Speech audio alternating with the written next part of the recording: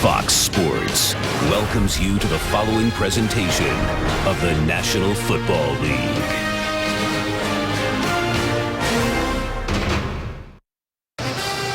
The retractable roof closed this natural grass field. The Rams won the toss. They want the football, so the Texans will be kicking off. Let's head down to the field and Jennifer Hale. Jennifer? Well, Chris, Matt Schaub says this past 3-week stretch has been the toughest in his pro career.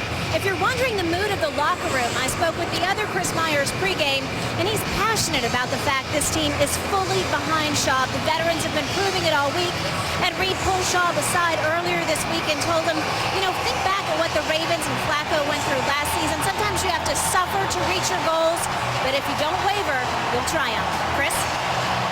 Thanks, Jen. Matt Schaub curious about the environment, the response he'll get when he takes the field, but the Rams will be on offense first. The Rams had a 3-game losing skid of their own after winning the opener, and then, of course, winning last week, putting up their best point total of the season over Jacksonville. Both teams with a record of 2-3. Randy Bullock ready to kick off, and week 6 already near the 34-yard line. And that's where Sam Bradford will lead the Rams, and we'll see a lot of 2 and 3 tight end formations, something that you talked about that worked effectively for them. And the rookie running back, who's Zach Stacy, the rookie from Vanderbilt? We'll find out today. Yeah, and I'll tell you, the Rams targeted him and visited him in the draft process. Went down to Vanderbilt. They're happy they have him. The offensive line loved those 36 running calls last week against Jacksonville. From the 33-yard line after a 30-yard return. Stacy trying to find a hole and can't find one. Antonio Smith on the stop, part of that 3-man front. And you talked about J.J. Watt and Brian Cushing in this Texan defense, statistically ranked #1 overall in the NFL, first against the pass, way down there, 27th against the run. And they had a lot of trouble with the 49ers, and it was the defensive line, in particular the linebackers, last week against San Francisco. They're going to see a steady dose of that run game here today against the Rams. That's Kendricks, the tight end, in motion. Zach Stacy gets it and is held back from the 35-yard line. It'll bring up 3rd and long, exactly what Sam Bradford wanted to avoid. Zach Stacy's got to hit it. I mean, there was a hole there if he wanted it, and Houston is sitting with a 2-deep shell, which means they have their safeties back. It was an 8-man running attack. 7 blockers and a runner. They only had 7 guys up in the box. Stacy got to the line of scrimmage, and then he started going sideways. That's not what this guy's all about. He should be, thought process, Chris, north and south. Think 4 yards. You'd be surprised how much you can get.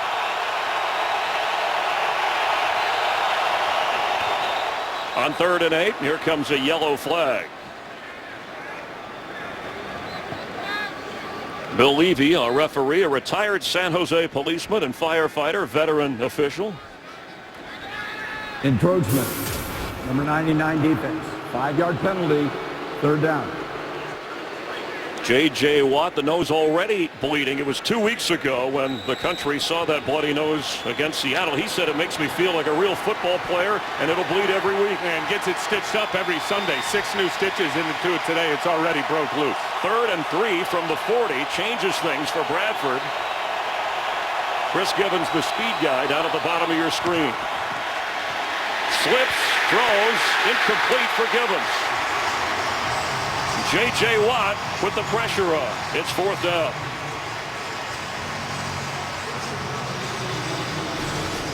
So down and distance they wanted, but good surge off the line of scrimmage. And watch as Bradford goes to step up. Good pressure from Brooks Reed to the outside. And as soon as Sam Bradford tried to step up, he slipped. And then old number 99, J.J. Watt, right in his face.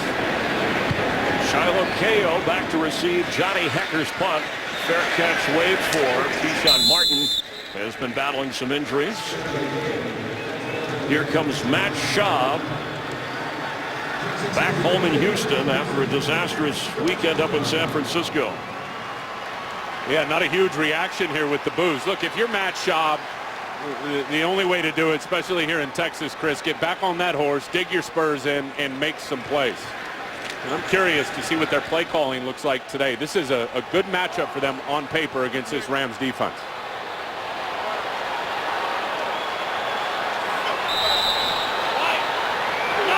from the 13-yard line on 1st and 10.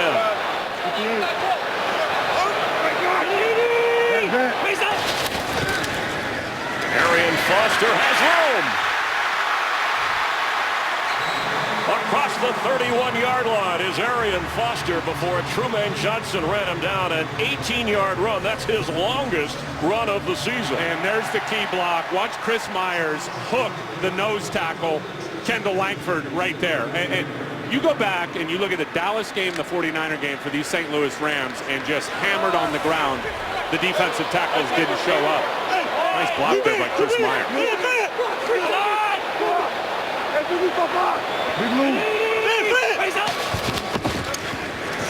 Foster again, this time maybe a yard or two. And Matt Schaub with this offense, it's ranked in the top 10, Tim. You know, Garrett Graham is in at tight end for the injured Owen Daniels, but it's the giveaways that have hurt this offensive unit. They've piled up yardage. Well, no doubt. And how about all the points, 28 of them off those takeaways in terms of pick sixes that have come back. The offensive line intact. Brandon Brooks at right guard back in the lineup today. Out last week with a toe injury. On 2nd down, 8. They hand off again to Foster. And he's got another first down up near the 44-yard line. Again, it was Trumaine Johnson, the secondary, having to make tackles. He came in averaging 4 yards a carry. He picked up 10 on that one. Great vision by Arian Foster. Seeing that hole up inside. The cutback run game should really work. I mean, you look at Houston, you think of all the outside stretch plays, they call it. Well, St. Louis plays so wide with their defensive ends. A lot of those runs are going to get turned back inside.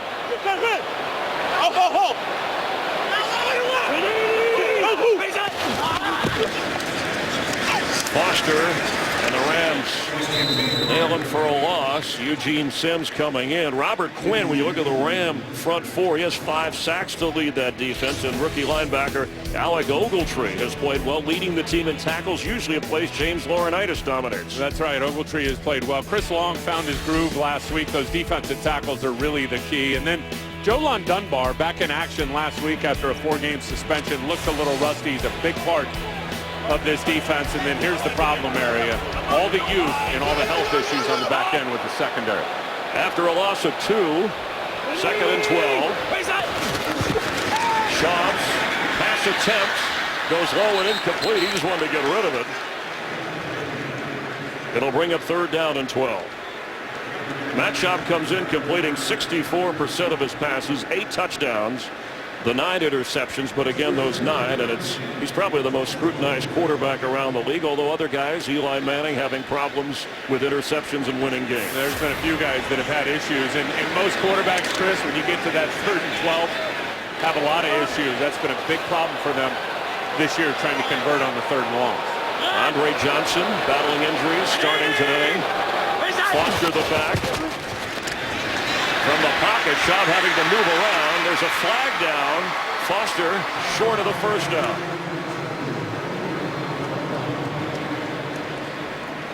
And then again, I mean, self-destruction, a 3rd down penalty. Personal foul, face mask, number 76, offense, 15-yard penalty, repeat 3rd down. And that's Dwayne Brown out at left tackle trying to block Robert Quinn. There's a matchup we're going to watch all day. Should be a good one. Dwayne Brown, you can get your hands to the face as an offensive lineman, but you got to pull them off right away and kind of reposition those hands. He grabbed the mask and never let go. Part of what you talked about in the open of Schaub needing some help, needing some support, that certainly digs a deeper hole now on 3rd and 27. Yeah, now you're playing the field position game, and you just obviously 3rd and 27 going to end up punting. Kubiak, he gets it. I mean, he understands these critical penalties at critical times. Has hurt him all year. He scripts the first 15 plays, and I don't think that one was in the script. I don't know what he has in for this script, except giving it to the guy who's been running well, and Foster gets it back to the 30. Ogletree chases him out of bounds, and it'll be 4th down, and the fans frustrated as Shane Leckler is averaging 48 yards a punt. Comes in after Schaub of the offense misfires. Had the ball moving on the ground, but penalties, and of course the Ram defense tightening up a bit. Tavon Austin, the rookie, back to receivers. Had some big returns called back by penalty. In fact, Jeff Fisher gave him a game ball on the side just to say, this is for the yards you would have had had there not been penalties on special teams. He's waving everybody away. And it rolls in favor of the Rams near the 35-yard line. They'll have pretty good field position. The Rams on their second possession. We are scoreless in Houston. Today's game is sponsored by Southwest Airlines. Find our fares online only at southwest.com. Jeff Fisher, whose head coaching career began in Houston when he took over the Oilers, made the transition as they moved to Tennessee. His first visit back as a head coach of the Rams. From the 35, first down, Zach Stacy, the rookie running back, is in. And the pass from Bradford incomplete for Lance Kendricks. Well, Lance Kendricks has really developed over the last couple of years and was hurt this summer. He's got 2 touchdowns in the last 2 years. But I'm telling you, the explosive tight end is his teammate Jared Cook, who they got in free agency from Tennessee. Jared Cook with a huge opener against Arizona. Been relatively quiet since. But I know in talking to the guys yesterday, they love his matchup in this game. They'll get him isolated on Daniel Manning more than once. On 2nd and 10, Kendricks is dancing around. Bradford sets to throw. Deep on the sideline and incomplete for Brian Quick. Here comes the flag. Here comes a flag. You got to test Kareem Jackson with the deep ball in terms of the pass interference.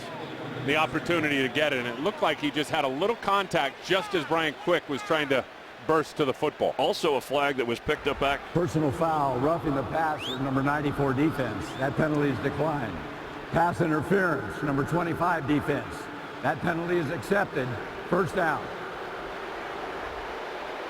Antonio Smith on the late hit. Yeah, this is the decline call. 94, Antonio Smith pushing Harvey Dahl into the quarterback. Hits Sam Bradford in the head. That's going to be called every time. And then here's the pass interference. And they're just going to get him with an arm bar, putting his arm out and holding the arm of Brian Quick, not letting it come up. That is a ticky-tack call. Yeah, they showed it here, and obviously the fans not happy with a 40-yard penalty. So the Rams are set up at the 25 of Houston. And Kendricks in motion again. Zach Stacy trying to slip tackles and just fights to get back to the line of scrimmage. Kareem Jackson had that penalty 2 weeks ago against the Seattle Seahawks. An overtime loss, part of the 3-game skid for he's had some big ones now. How about the Baltimore game? I think he had a couple, one in the end zone. As much man coverage as they play, you got to test those guys out on the perimeter. Wade Phillips, defensive coordinator. Jonathan Joseph, the other corner, is the best cover guy for the Texans. Austin Pettis, top of your screen. He's become Bradford's favorite receiver. They go to Givens, who's got a blocker, and Givens has a first down. Near the 11-yard line, Daniel Manning ran him down. You love all these rush beaters, and it's the draw game, it's the screen game, it's the quick perimeter game. And one thing, when you throw it outside, you got to get some good blocks for your weapon out there. And watch the block here, Brian Quick, 83 on the slot. Then they end up getting a really nice block on McCain. Jake Long leads the way, and Givens puts him in the red zone. First down and 10 at the 12. Zach Stacy gets down inside the 6-yard line. One of Sam Bradford's favorite targets, we mentioned Austin Pettis. Pettis, 7 of his 8 career touchdowns have come in the red zone, and in the red zone area is where the Rams worked hard during the offseason to improve their offense, and they have. And Jake Long loves run blocking. You see that double team just taking Antonio Smith all the way down the line of scrimmage. They'll take 5 or 6 yards a run. The Rams do not have a rushing touchdown this year, the only NFL team who does not. Watch this guy, Austin Pettis, down here. On 2nd and 4, Zach Stacy working his way inside the 3-yard line. Ed Reed coming up, the 9-time Pro Bowler, and he does have a first down. Some tough running, and it's 1st and goal Rams. Substitutions made on both sides of the ball. A heavy tight end formation helping the running game. Well, and Sam Bradford said it was confusing. He said, we came out of training camp and we thought we were one way, a full-blown spread you out, up-tempo offense, and now we've realized we're not that. We need to get back to running the ball. They did it last week. 4 tight ends for the Rams on 1st and goal from the 2. Bradford rolling, throwing, touchdown Rams. Corey Harkey, the 4th tight end.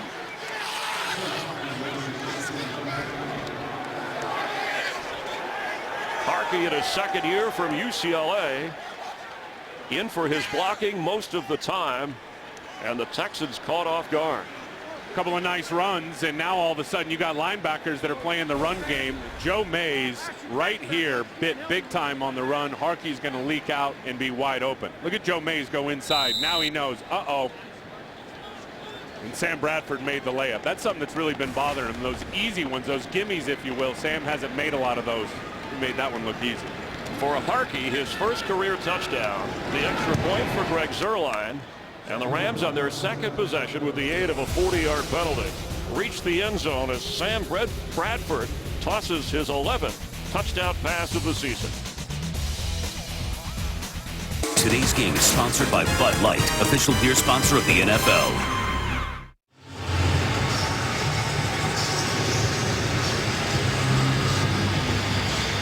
Corey Harkey, his father Mike Harkey is the bullpen coach for the New York Yankees. His father, a major league pitcher and a pretty good one in his day. Proud of his son, and the St. Louis Rams are proud of the St. Louis Cardinals, watching them in the postseason. And Zuerlein kicks off on the Rams with a 7-0 lead. Daniel Manning bobbles it and is going to have to bring it out. He had to work hard after bobbling the football to get out to the 11-yard line. Again, Keyshawn Martin, who has been bothered by a shoulder injury, not back to return on punts and kickoffs, and it cost Schaub and the Texans field position. And they desperately need a 3rd wide receiver to step up, period. Daniel Manning had no choice. Once he picked that up and stepped on the line, he's got to run it out. Today's game on Fox is sponsored by the 2013 Ford F-150 with EcoBoost. By Wells Fargo. On your phone, online, on the go. Wells Fargo makes it easy to get banking done. And by Walmart. Save money, live better, Walmart. Tim Ryan, Jennifer Hale, Chris Myers. We welcome you back here at Texas. First down from the 12-yard line for the Texans. Schaub has it. And is brought down across the 11-yard line by Michael Brockers, the Houston-born member of the Rams. The offense for the Texans, 2 of the last 3 games, Tim, they have no touchdowns. Well, and obviously the interceptions that have come back for touchdowns. And it's not all Matt Schaub. I looked at every single one of his picks this year. And obviously the play calling's a bit predictable. Now he's the guy, and his feet are slow and the release is slow and not a lot of velocity on the ball. But receivers have not helped him out one bit in trying to come back and attack the football. It's been a problem that's gone around this whole offense, not just Schaub. Schaub throwing, middle of the field. He's got DeAndre Hopkins, who has a first down up to the 33-yard line. Remember, the Rams playing without the veteran corner, Cortland Finnegan, so young secondary players for the Rams. And comes out of a tight split. DeAndre Hopkins just going to go to the middle of the field, and there's nobody there. See Laurinaitis flying out to play the flat. They got to get DeAndre Hopkins more involved. I mean, he's already proven, Chris, he can take games over. Not enough balls thrown his way over the last couple games. 23rd catch of the season, a 22-yard gain. Schaub going to throw again and has time. Open is Greg Jones. It's out of bounds around the 37. Let's get a game break. Check in with Kurt Menefee. Nick Foles getting the start for the injured Michael Vick for the Eagles, looking like Vick. Quarterback draw takes it in for the score. 7-3. Eagles lead Tampa Bay. That's another one of those Texas quarterbacks there, Tim and Chris. Thanks, Kurt. Yeah, and the Buccaneers winless, trying to get their first victory of the year. Don't forget the undefeated Saints playing in New England later today. Back into the doubleheader on Fox. From the 37 on 2nd down, it's Foster. Throwing out and gets to the 41. Here comes his flag. Late on the play. I don't know if they're going to call Garrett Graham on the hold here, but he definitely held William Hayes getting out on the edge. right there as he tries to reach him to set the edge. Holding, number 75 offense. 10-yard penalty, repeat second down. So he held him there, and then you see Big Newton holding Darian Stewart, so a double whammy, which brings it back. Derek Newton called for the infraction. Remember, it was a penalty that stalled the first drive for the Texans when they were running well with Arian Foster. 3 penalties for 60 yards. Also, that pass interference penalty helped the Rams offense get in position to score the touchdown. Ben Tate checks in at running back. He's averaging 6 yards a carry. But he's had a fumbling problem, losing a fumble in each of the last 2 games.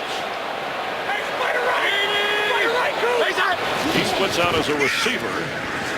Schaub goes to Tate, who lunges forward near the 39-yard line. There's a flag again coming in late. Yeah, I wonder if they're going to get Cudjoe for jumping on the pile late here, with the receiver already laying on the ground, or the running back, Ben Tate. After the runner was down, personal foul, number 93 defense. Cudjoe putting the runner on the ground, 15-yard penalty, first down. And this has been a point of emphasis, I mean, for years. And once the player's on the ground, Cudjoe cannot come in and put an elbow to the face mask. They put that under the classification of the cheap shot, and they're not letting it happen. 15-yard penalty after the 9-yard catch, so a gain of 24. They're at the 46 of the Rams. With all this run, you're going to see one-on-one coverage out on the edges. Ben Tate carries. And the Rams with an excellent job again. Michael Brockers making the tackle. You know, you've talked about what Matt Schaub has to do, and for all the good he's done for this organization, even the best of quarterbacks can have a bad 5-game stretch, and really it's been the last 3 for Schaub, but a 2-3 record. Look at these are all these guys are all they're all going to the Hall of Fame, all 3 of them, in my opinion. And at least the rating for Schaub, when you compare the numbers, they've had a bad stretch in their career. Any quarterback you can go to who has led a team into the playoffs, and Schaub saying, I know what I have to do. Only he knows if his confidence is shattered. More patience with those guys, great players who already had Super Bowl rings. Schaub completes. Andre Johnson, some tough running to pick up a first down inside the 30 of the Rams. 107 consecutive games, adding to his team record. Well, they're beat at the pre-snap, the St. Louis Rams. They send pressure off of here. You see right there Janoris Jenkins. Now they've lost all the leverage on the crossing route for Andre Johnson. Andre's putting up great numbers. He's still getting it done. He's been nicked up all season long with some injuries, the shin being the latest over the last couple of weeks. But, Chris, he just doesn't get in the end zone anymore. That's got to change for Andre Johnson in this Texan offense. Does not have a touchdown catch this year. Schaub looks like he's found a rhythm and completes. That's Hopkins. Down. No signal from the official that he lost the football, and the Rams have it. Running the other way is James Laurinaitis.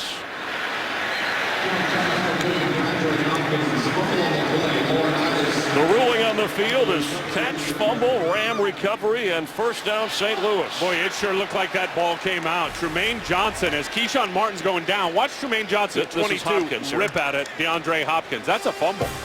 And the Rams have it in Houston territory. DeAndre Hopkins' first fumble as a pro. Laurinaitis returning at 43 yards, and first down for the Rams. Zach Stacy carries straight ahead. Some tough running, looking a little like Ray Rice, working his way down near the 35-yard line. That's now 12 giveaways, 12 turnovers for the Texans. They came in with the tie for the 3rd worst in the league. 16 games, only 17 of them last year, and it's been the most critical areas, Chris, on the field. I mean, throw another log on the old miscues fire, if you will. That one happened on the 14-yard line. DeAndre Hopkins coughing it up. On second down 3, the rookie Tavon Austin in motion for the Rams. He has the football. Puts a move on, but not enough to get away from Kareem Jackson. Is it enough for the first down? They traded up to get him. A top 10 pick, the rookie from West Virginia, who's only 5'8", but can be a game changer if you get him the football. He is quick as a hiccup, and you see there leading all rookies in catches. This is the one that's surprising, though, 6.8 average. Not good enough. He hasn't broken loose yet. You talked about him as a punt returner. Had some big returns that were called back. This guy is wicked quick coming out of the slot receiver position. It is a first down from the 33-yard line. Here we go. There's the matchup they want today.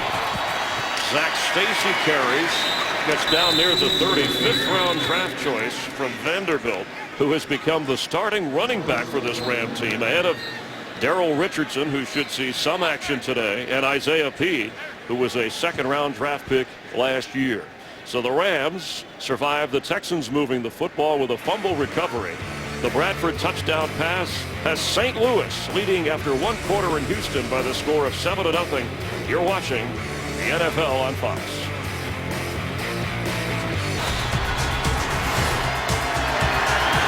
Week 6 here in Houston. Texans and Rams each with a record of 2-3. On second down 8, the Rams the lead in the football from the 31 of Houston. Bradford from the pocket, underneath and completes. Chris Gibbons goes out of bounds near the first down marker. First quarter numbers, obviously the turnover big, but Matt Schaub certainly has done his part, completing 5 out of 6 passes. Yeah, this has been the killer right there. The 4 penalties, 1 big hold on third down, or excuse me, the face mask by Dwayne Brown, and then the turnover. Schaub so far, and not a lot of throws in this game, Chris, when you look at his numbers. He is 5 of 6, but I like the fact that he's letting it go. You know, he's not playing safe. He's playing the game. He's made some nice throws. Rams will be penalized. False start. Number 65, offense. 5-yard penalty. Third down. Said Chris Williams. It was 3rd and 1, and now 3rd and 6. So you're backing up Bradford in that range. The Texans, by the way, have the best defense when it's 3rd and 4 or less. Ryan Schottenheimer sending it in to Bradford. But where's J.J. Watt going to line up? Where's he going to end up? Here's where he lines up. He wants to end up right there. Keep it simple. I appreciate that. Quick pass with the pressure on to Zach Stacy, who lunges toward the first down marker. Ooh, it was rookie on rookie as DJ Swearinger was trying to keep him from getting the first down. And I wonder about this spot. Jeff Fisher, I don't even think is going to look at it, but watches Zach Stacy, and it's about the ball where it is when the knee comes down, and the knee was down before the ball crossed the line of gain, for sure. He's only 5'8", so when he stretches that knee, it shortens things, and that's why Greg Zuerlein is on to try the field goal of 42 yards. He has not missed this year, 8 of 8.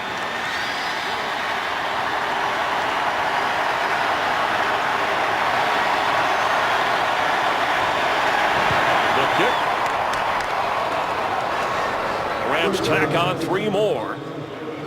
And early here in the second quarter, Jeff Fisher and the Rams on the road with a 10-0 lead over the Texans. Tonight, Game 2 of the American League Championship Series from Fenway Park. David Ortiz and the Red Sox try to avoid going down 2-0. They face, of course, Cabrera and the Tigers. Max Scherzer pitching Game 2. You'll see it tonight on Fox after football.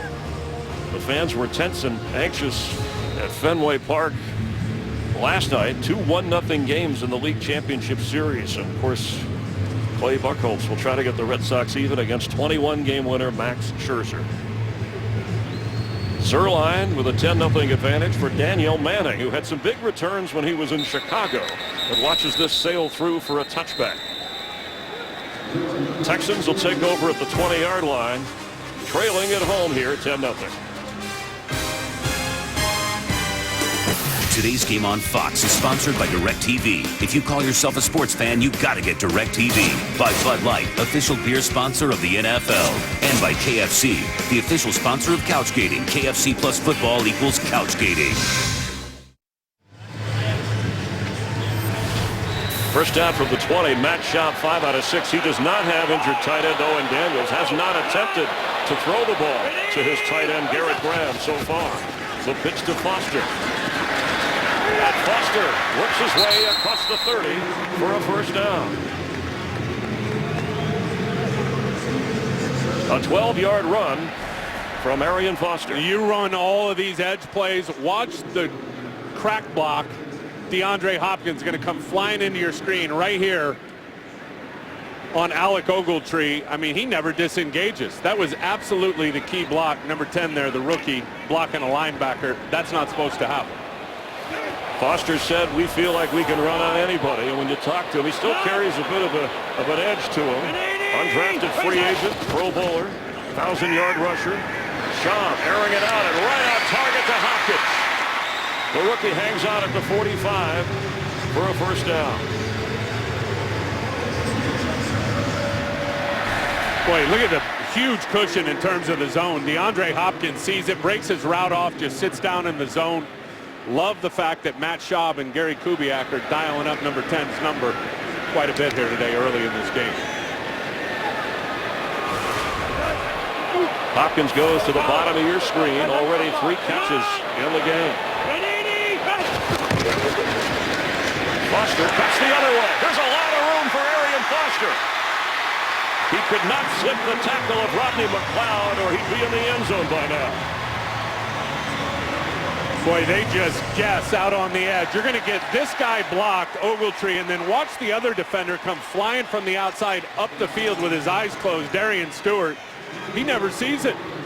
And there is just a huge cutback running lane for Arian Foster. Chris, his numbers are going up by the week now. Yeah, a couple of bad explosion runs. 23-yard run. He's had the 2 longest runs of the season so far in this first half. And he has it again. Foster all the way inside the 10-yard line of the Rams. Well, his vision is ridiculous. Let's give some offensive linemen credit up front. I talked about those defensive tackles needing to make plays. Watch Langford. He can't ever get off the block, and then you're going to see the cutback lane right there. I mean, all day for Arian Foster. A 22-yard gain. He already has 93 rushing yards. And first and goal from the 10. Foster cuts back again. Inside the 5-yard line. Chris Long made the tackle. Foster has 1 rushing touchdown this year.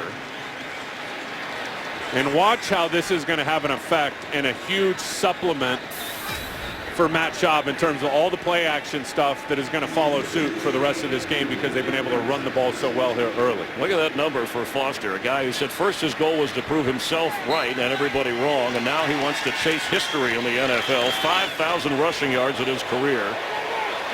A long way from a free agent. From the 5, Ben Tate checks in at second and goal. Watch the tight ends down here.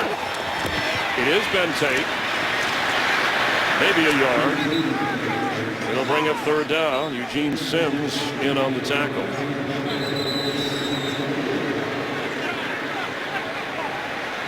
You wonder why the running game is working, but certainly Schaub, who is so effective at faking the run and getting the ball to his tight end in this situation when he has Owen Daniels. I mean, Garrett Graham has touchdown catches, 3 this year, as Foster checks back in.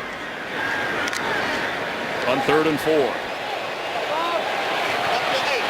Keyshawn Martin is in, top of your screen. Time to get this guy dialed up. Come on, Andre. And we got a whistle and a flag.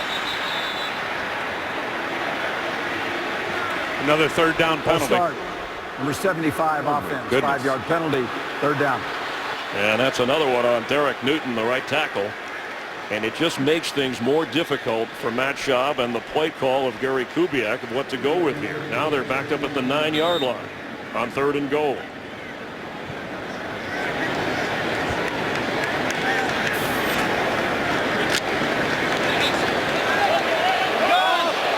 DeAndre Hopkins, top of your screen. Andre Johnson, bottom of your screen.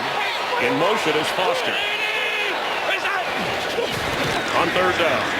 Schaub has time, has room, and at the 2-yard line, it's caught by Martin, who's pushed out of bounds, so it'll be 4th down. Schaub to Eugene Sims. Like a little bulldog grabbing that leg, not letting it go. William Hayes, excuse me. Oh, the fans don't like this going for the field goal here. Maybe Schaub taking out some of his frustration on the Ram defense.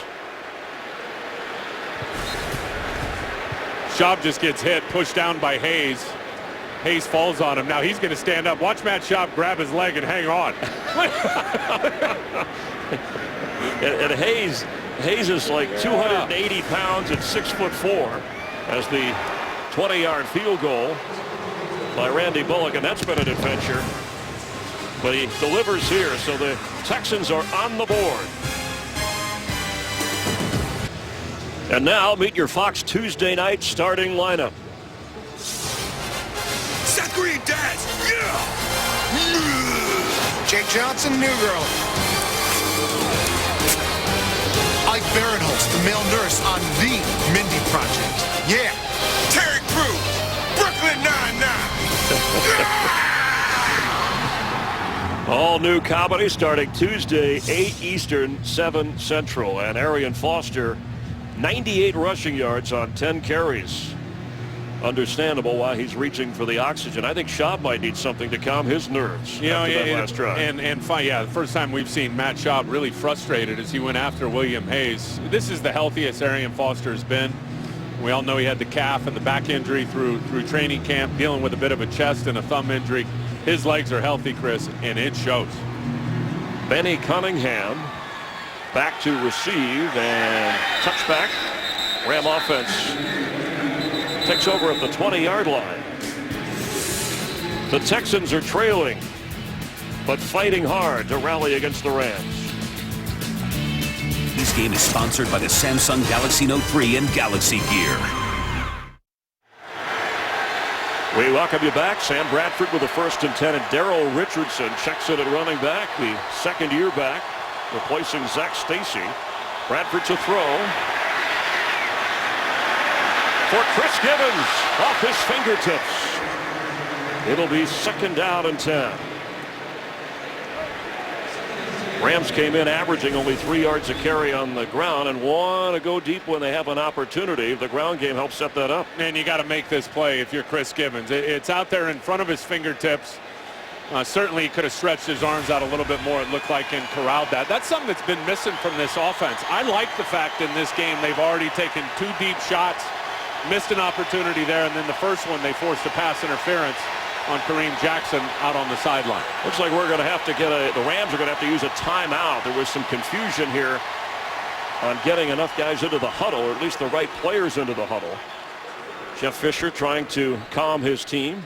The Rams remain the youngest team in the NFL, just over the average age of 25. They came in wanting to run the football. They have a 10-3 lead, but their defense held up and, of course, benefiting from penalties. Well, the big one, obviously, the penalty on Dwayne Brown for grabbing the face mask of Robert Quinn on a 3rd down, which was a nice gain. And then Trumaine Johnson, who's played well, he's out there starting in the lineup for Cortland Finnegan. He knocked the ball out from DeAndre Hopkins. Laurinaitis brings it all the way back. They've made some key plays at key times. They have got moved on when you look at the total yards for Houston. Sam Bradford sat with us and said, we're our identity, we're shaping it, we're still finding it. We've talked about it. They strike the big play, they've tried to run, but they just don't seem consistent as an offense. Darrell Richardson on 2nd down. He may lose a half a yard. Antonio Smith pushing him back. Rams just 21 yards rushing in the game.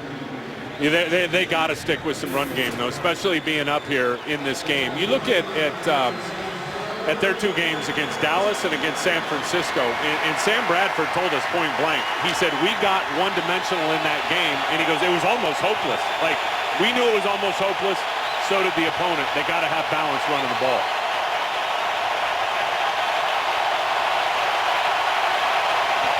On 3rd and 10. The screen set up to Richardson. He's got a 1st down. All the way up to the 37-yard line. And a big 3rd down gain.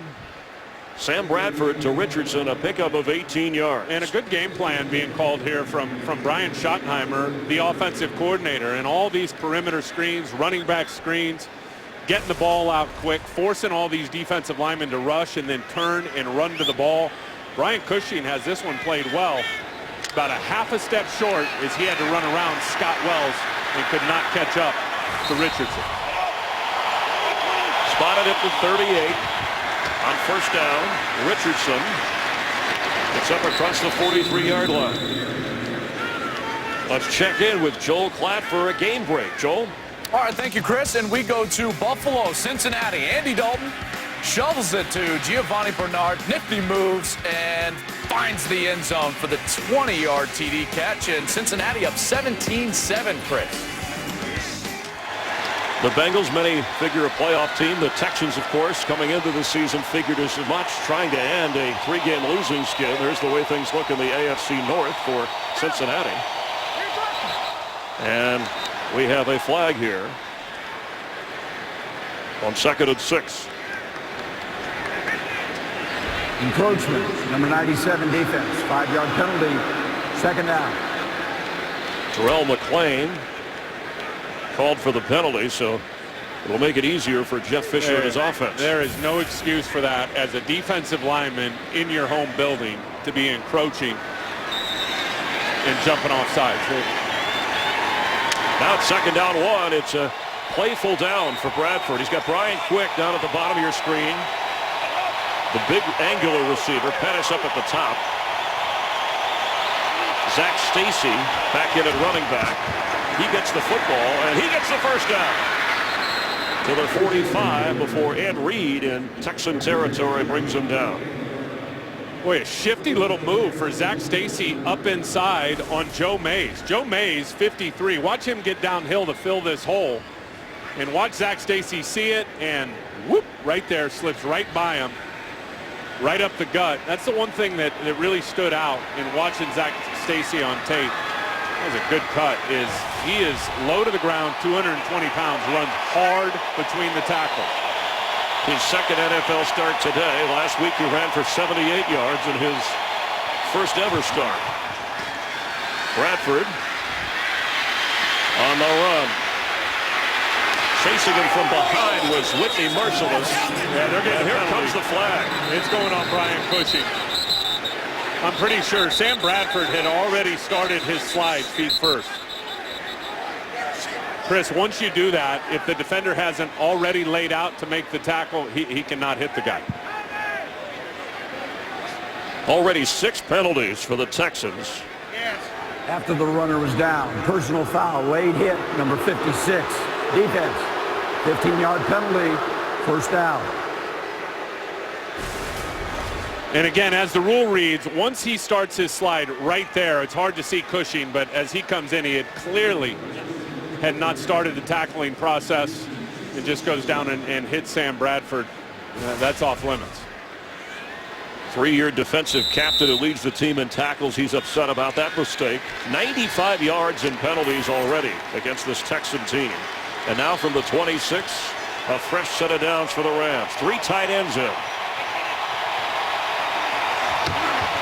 Zach Stacy, the carry, squirts through.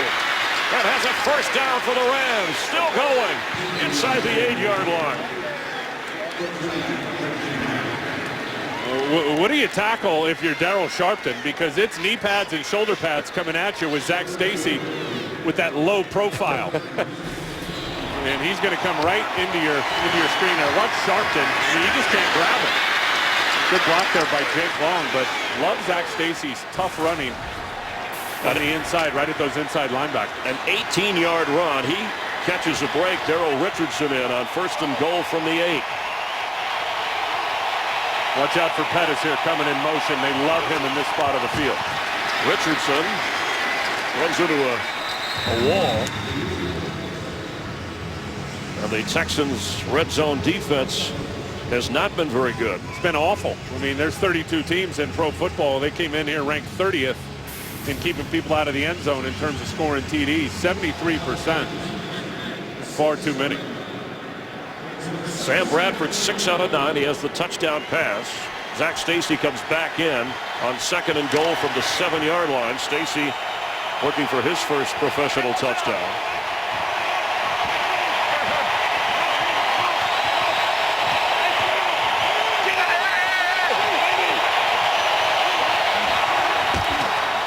Zach Stacy barreling forward. Takes a gang of tacklers to stop the 5'8", 220-pounder who really didn't play football until his freshman year in high school. He's a baseball player. Yep. It was fun talking to him yesterday, wasn't it? Smart guy. He stressed two things very humbly, to be consistent and be productive. And since they've thrown him in the starting lineup, he only had one carry before last week as a pro. He has done both of those. Weird watching these guys with that Steven Jackson era being over, right? They do miss him.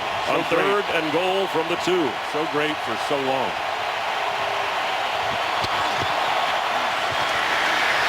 Wide open, touchdown, Lance Kendricks. Sam Bradford's second touchdown toss of the game and his second to the tight end position. It's a 16-3 Ram advantage. Told you about Kendrick's development, and that's 3 touchdowns now in the last 3 games. He is starting to become a big part of the game plan. And really good at selling it, and I'll tell you why. Because number 1, he's a good blocker. Number 2, they've been able to run the ball with some success. And he just lined up like he was run blocking and then squirted out the backside wide open. An 80-yard drive, over 5.5 minutes. 10 plays as Greg Zuerlein adds the extra point. And the Rams with a 14-point advantage over the struggling Texans. Sam Bradford with his second touchdown toss of the day. Lance Kendricks smiling because he has the touchdown catch. Zach Stacy and Darrell Richardson helping to run the football 7 times compared to 3 tosses. I think they found their identity. This is the same game plan they had last week against Jacksonville, where they're just lining up with those heavy tight ends, a fullback, and they are just mashing it at the line of scrimmage. Rams trying to get to 3-3, just like the Texans. Daniel Manning back to return and from Greg Zuerlein.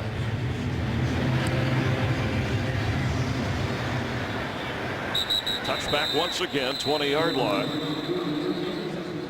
Now, Matt Schaub coming into this game with the 9 picks, 4 in a row that went back for touchdowns. It's a lot more than just Matt Schaub, as you see here. Look at Owen Daniels just waiting on the football. No receivers going to attack it when it's in the air. Same thing with Calvin Johnson right there as Jermaine Brock jumped that route. Here's a bad route. Schaub's throwing it one way. DeAndre Hopkins is running the other route. Offensive predictability. Guys just sitting back, knowing what those concepts are, and going right to the football. So it's a gamut of things to why Matt Schaub is really struggling. On first down, he's throwing, and incomplete for Hopkins. Darian Stewart covered. Stewart played every defensive snap last Sunday for the Rams. And prior to that, he had played in just 7 different plays over 4 games because of injury. But Matt Schaub's not the problem today. That fumble by DeAndre Hopkins when they were moving changed things. And the Texans, who have been behind in 4 of the 5 previous games, are behind again here. Foster has been the go-to guy on the ground with 98 rushing yards. Already 7 penalties for 95 yards. That's been the problem. Completes. Keyshawn Martin goes out of bounds, but short of the first down.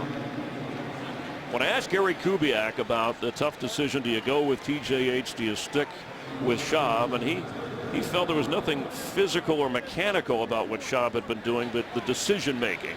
And obviously he's been around enough quarterbacks over the years, guys like Steve Young and John Elway, to have a sense of where their confidence is and what they can do for their team. I disagree. Now, I don't know him as much as I know as Coach Kubiak knows him, but the footwork has not been up to speed over the last several weeks. Slow, methodical, and a big part of it is the footwork and the ball coming out late. On third down and 5, Andre Johnson, first down at the 40 for the Texans right at the 2-minute warning. Andre Johnson's second catch of the game. Schaub settling in now 9 of 11.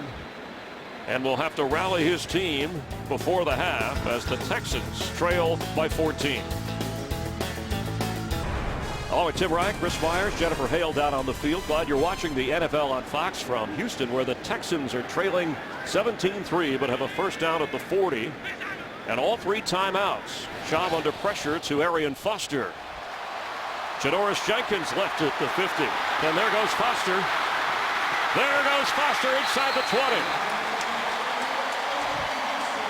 Boy, the offensive line is really playing well for these Houston Texans today. Matt Schaub's been kept clean. They're making nice blocks for the run game. And Chris Myers,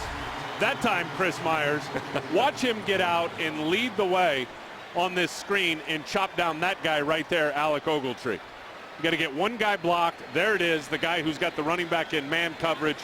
And then it's all Arian Foster after that. Yeah, Foster is putting on a show today. 41 yards on that catch and carry. He's already run for 98. It's the longest pass play of the season. And they're set up inside the 20 of the Rams. On the move is Schaub, and he can't get away. Michael Brockers, who has 1 sack in the game, will get credit officially from that. Remember, he's from Houston. #1 pick out of LSU. And there you saw the lack of athletic ability of Matt Schaub. Well, you said 2 weeks ago he lost 11 pounds, hoping to get faster. Maybe if he lost 12. Yeah, I don't know. It's tough to slip away. Let's check in down on the field with Jennifer Hale. Chris, this is a very special homecoming for Houston native Michael Brockers. He grew up in a single-parent household, the oldest of 5 siblings. He often had to skip games or practices to babysit his siblings while his mom, Tiffany, went to work.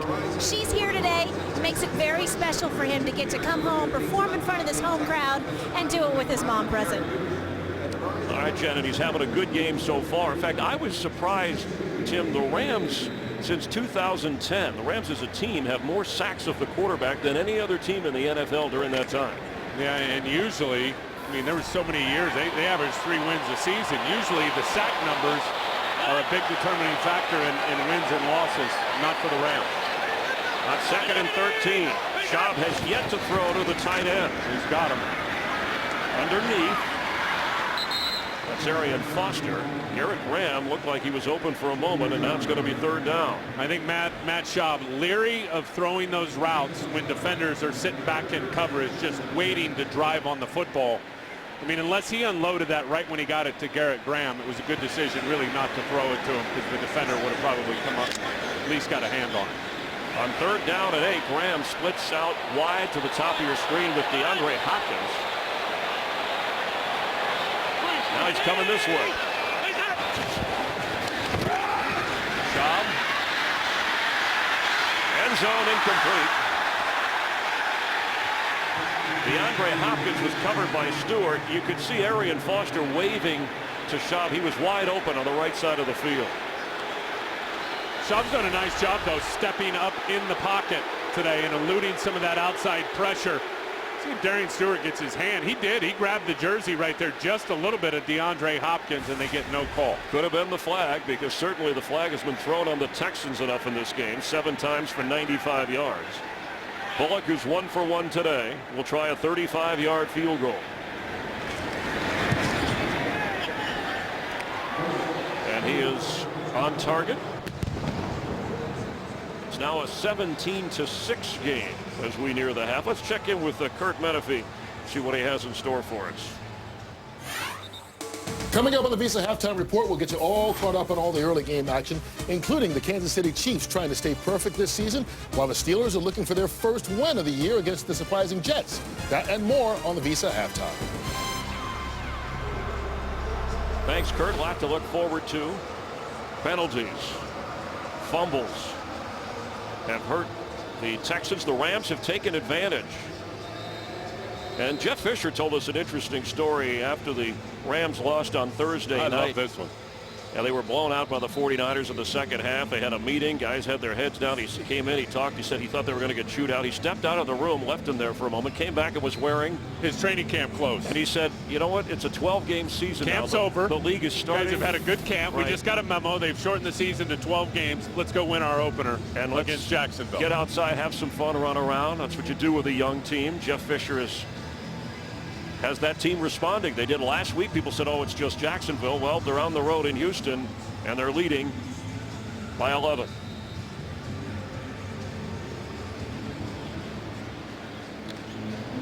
Bullock, whose 2 field goals have provided all, gets out across the 24-yard line. Tonight on Fox Sports Live, Jay Onright and Dan O'Toole will have highlights and analysis from the ALCS Game 2. All the NFL highlights, plus college football rankings, the latest ones that come out, everything else that's going on in the world of sports. Fox Sports Live every night on Fox Sports 1. And if you don't have Fox Sports 1, check with your provider or go to foxsports1.com now. And we hope you watch. Isn't life about being entertained now? You get all the highlights on Fox Sports Live and you get all the entertainment. Those jokers are funny. On first down, Rams keep it on the ground. Texans will get the ball to start the second half. What should their approach be? They got to clean it up. I mean, it's really that simple. The penalties have been catastrophic for this team. The big turnover down on the 14-yard line, DeAndre Hopkins coughing it up, was a big play. And then obviously the third down stuff. I mean, they're moving the ball really at will against St. Louis. They protected the quarterback pretty well in Matt Schaub, but they're 1 for 4 on third down, which has been a huge problem this season. And Jeff Fisher wanted to get the running game going to take some pressure off Sam Bradford, and Bradford continuing the best start in his NFL career through a 5.5 game season. He's already got 12 touchdown passes to go with just 3 interceptions. Meanwhile, some boos cascading from the stadium here, not just for Schaub, but for the way the Texans have struggled in the first half. That's a story in Houston. Now let's head to Kurt Menefee in Los Angeles. In Houston, Jeff Fisher with an 11-point lead heading to the third quarter. He knows 11-point lead heading to the third quarter. He knows what's at stake. A couple of 2 and 3 teams, but if he wins this game, look at how his percentage increases when it comes to going to the playoffs. And on the other side of that, only 9% of you fall to 2 and 4. Follow your favorite team all season long. Go to itunes.com/NFL. Greg Zuerlein has delivered a field goal and a couple of extra points. Daniel Manning hoping for an electrifying return. This crowd waiting for something big to happen. They've been kept out of the end zone. You can't blame Matt Schaub. He's 11 of 14. He has not thrown an interception. Gary Kubiak has dialed up Arian Foster's number today, and he's been productive. Yeah, and dialing the right number. Arian Foster has been outstanding. Right now, they're almost averaging about 9.5 a crack in the run game. This kick goes out of bounds, and that'll set up the Texans with excellent field position. As we welcome you to our booth, and the Texans, a playoff team the last couple of years. It's been a while for the Rams. So I guess the questions here, Tim, in the second half, can the Ram running game hold up since they have a lead on the road? And what else can Matt Schaub do to get his team into the end zone? Well, they're committed to the run game. I'll tell you that. I mean, they have run the ball more in the first half than they've done most of the season. I mean, they average, I think, 18 or 19 carries to the backs, already 15 carries in the run game in the first half. Can they continue to do it? I think that's up to Houston. I mean, Houston now 3 weeks in a row, it's a troubling trend. They've been hammered a little bit at the line of scrimmage. Those undersized linebackers, other than Cushing, are having trouble getting off blocks right now. But I do like Matt Schaub's ability to come back, Chris, and I'll tell you why. The offensive line is keeping him clean. Has not gotten hit a lot other than 2 coverage sacks by Michael Brockman. He comes out throwing, and Andre Johnson has it, puts a move on, but cannot get away from Tremaine Johnson. He does have a first down in Ram territory. Let's check in with Jennifer Hale. Well, Chris, Coach Jeff Fisher credits the Rams' fast start to that run game Timmy was talking about, as well as holding the Texans to field goals, not touchdowns, and capitalizing on their penalties. The adjustment to watch for this half, he knows he has to change the coverage on Arian Foster. Meanwhile, Coach Gary Kubiak very proud of the job Matt Schaub is doing. He says he's doing a fabulous job moving the ball. Now they need to get touchdowns. Chris? All right, thanks, Jen. After a gain of 11, still no pass attempts to the tight end. Schaub is on the move and throws low and incomplete for Johnson. Jolon Dunbar from his linebacker spot putting pressure on Schaub. You know, that's one area St. Louis has changed this year when you look at their defense. And they're down in a lot of numbers defensively. It's really dialing up the pressures and the pressure packages. And I think a good portion of that went out the door when Greg Williams left. We all know how aggressive he is as a defensive-minded guy. Not a lot of pressure this season for the Rams. They decided to dial one up there and got some good heat on Schaub. On second down, Foster knocked down by Michael Brockers. Foster good for 145 total yards when you talk about carrying the football, and he has a couple of receptions as well. This is clinic defensive tackle play right here by Michael Brockers on the left guard. Watch him lock out the arms. Now disengage, fall back inside. See that the running back is reading the defensive tackle in that play. That was perfect by Brock. On 3rd down and 10, it'll be 4th down. Stopped at the 45-yard line. Garrett Graham's first catch of this game, and the first to a tight end. James Laurinaitis, who had the fumble recovery and 43-yard return to change the early momentum against Schaub and the Texans. I don't know if we can reiterate enough how critical this game is for the Houston Texans, Chris. You look at their schedule. They go to Kansas City. They got Indianapolis in a couple of weeks. I mean, 4 of their last 6 to end the season are in division, but they got to get some wins now so they have an opportunity. Leckler's punt. Austin waving everybody away and takes a bounce and rolls into the end zone. A bad break for the Texans. Rams will get it at the 20, and the body language not good from Matt Schaub. Today's game is sponsored by Southwest Airlines. Find our fares online only at southwest.com. And by Geico. 15 minutes could save you 15% or more on car insurance. Zach Stacy, the running back, on 1st and 10 from the 20. First possession of the second half of the Rams. And Bradford gets out of trouble, unloads to Stacy, who gets 5.5 yards out of it. Moments ago, they hadn't talked a lot today on the sideline. Head coach Gary Kubiak with Matt Schaub. And Tim mentioned the tough schedule for the Texans. The Rams fall in that category too. That's the NFL overall remaining win percentage. And both of these teams don't have a lot of room to make a mistake. And both with good teams in their divisions, obviously. Indianapolis, what they're doing. Tennessee's a surprise team, and we all know about the NFC West. On 2nd and 5, Stacy is going nowhere. He tried to get away from one, but here came Watt and Cushing. Well, Watt wrecks it. Brian Cushing cleans it up. And this is really the first time we've called the name of J.J. Watt in this game.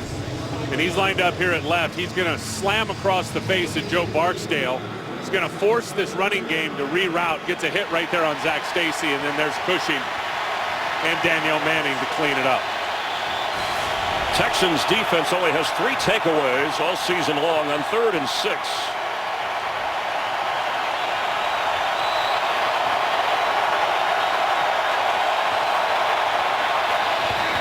Pressure picked up. Bradford's throw is caught by Jared Cook for a first down, just short of the 35-yard line. Let's check it again with Joel Klatt for a game break. All right, thank you, Chris. Aaron Rodgers led the pack down right before half. They missed a field goal. Ensuing drive, Joe Flacco stripped by Nick Perry. Dayton Jones recovers it, gets down before the half. They would end up getting that field goal, and they're up 6-0 in Baltimore. Thanks, Joel. And without Clay Matthews, that Packer defense holding up okay against Flacco and the Ravens. Zach Stacy on first down. Zach Stacy has another Ram first down. Terrific patience by the rookie 5th-round pick. I mean, he just let that block by Lance Kendricks set up in front of him. And Chris, he saw which way the tight end was taking the defender. Here's Kendricks here on Merciless. And watch Zach Stacy read this block. He's going to play it. Okay, now he's going to take it outside. I'll take it back up inside and gets the first down. Impressive kid. 68 yards rushing, averaging over 5 a carry. Daniel Manning checks out in the secondary. Shiloh Kao is in for the Texans. A first down for the Rams. Bradford's throw hit Brian Quick in the back. It's incomplete. Obvious mix-up there. Brian Quick thought it was a run. And wondering if Sam changed that play at the line of scrimmage as he saw that safety rolling up into the box. See, Houston started with 2 deep. Then the other safety comes up. Sam dials up the quick pass out to the perimeter. Quick never knew it was coming. Hit him right on the back. One of the differences in this game as well is obviously penalties, but Rams have not turned it over. Texans lost a first half fumble, and the Rams successful in the red zone, and the Texans have not been.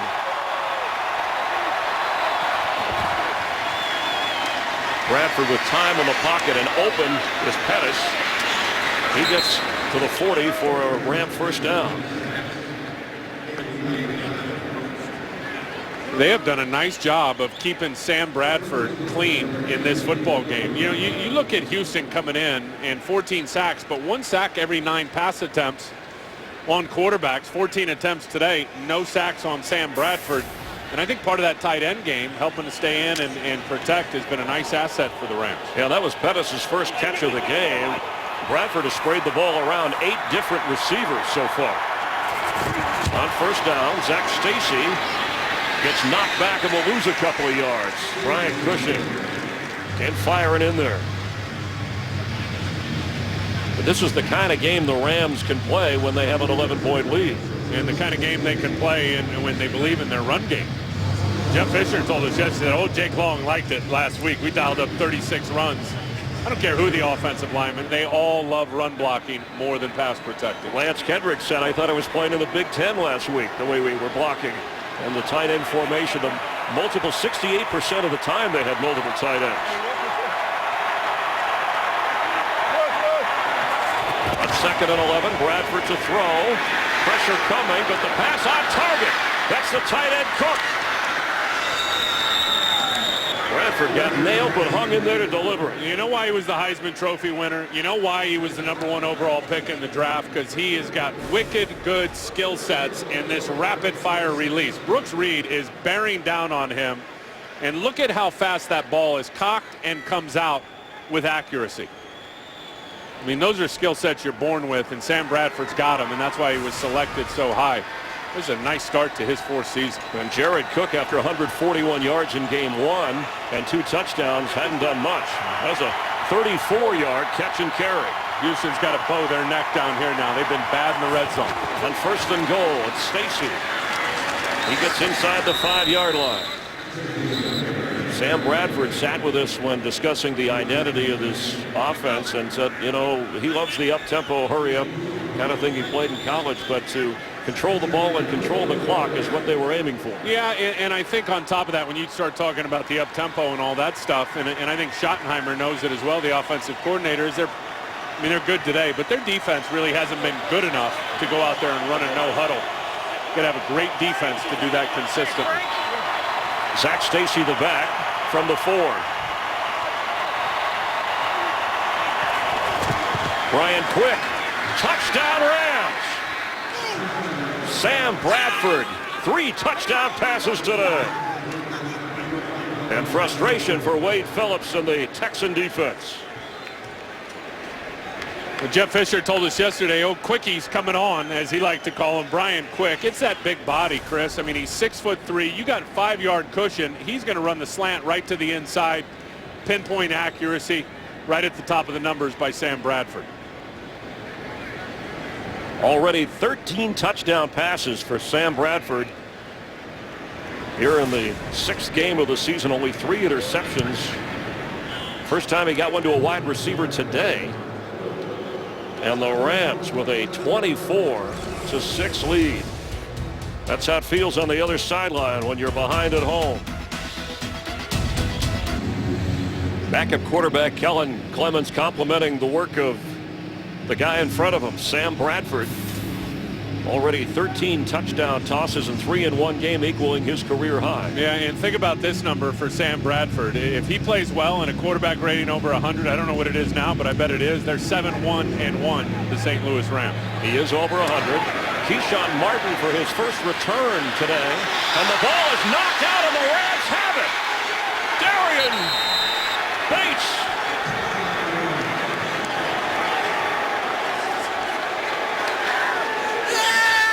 Bates with a touchdown for the Rams on the fumble by Martin.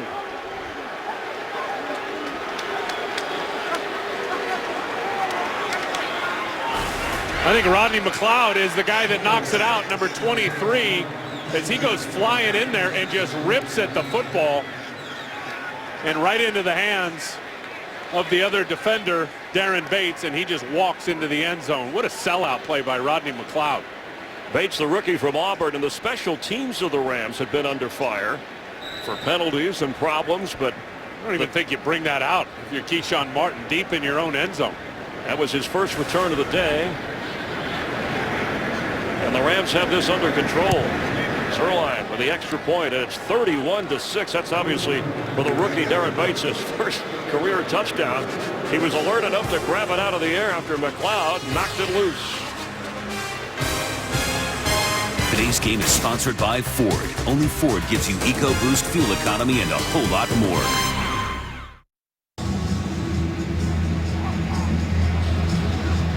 Brian Cushing and the Texans don't know what to make of this. Another turnover, quick points for the Rams, and a 25-point deficit for the home team. Zerline runs him out of bounds across the 31-yard line. Tonight, Game 2 of the American League Championship Series from Fenway Park. David Ortiz and the Red Sox try and even the score against Miguel Cabrera and the Tigers. It's Game 2 tonight following football on Fox. Big day up in Boston, right? Patriots at home against the undefeated Saints. How about that game? Fans frustrated here. The Texans trailed San Diego 28-7 in the third quarter earlier this year. Came back to win that game. Schaub. Hold it! Incomplete. Boy, when Matt Schaub has to move his feet, he is a complete 180 in terms of his effectiveness, and the fans are letting him have it. This is the loudest booing we've heard today. And maybe not just directed at Schaub, because this has been a team implosion. Hopkins loses a fumble early.